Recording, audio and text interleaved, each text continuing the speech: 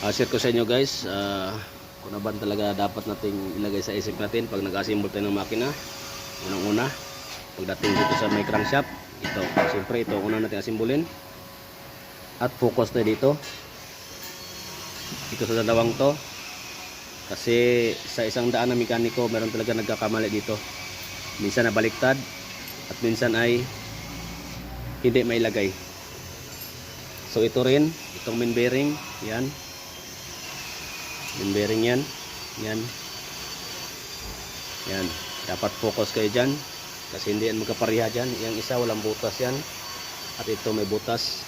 So ito may butas ay dito. Baka minsan magkamali kayo, mawala kayo sa isip. At lagay talaga sa isip nyo na ito ay walang butas. Yung cup na yan.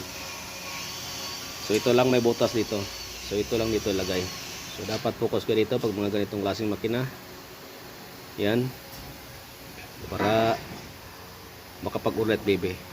So ganoon lang talaga. Dapat focus tayo pag ano po dating sa mga internal parts.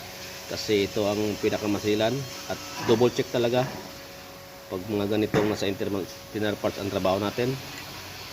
Huwag nating huwag nating ipagbahala ba yun sa Tagalog. Yan. Kasi pag yan tayo nagkamali, taguktok ang abutin natin dyan. Right baby. Yan. Itong thrust washer dapat ilagay ito palagi sa isip nyo o ikwintas nyo bago kayo mag-assemble para hindi nyo ito malimutan.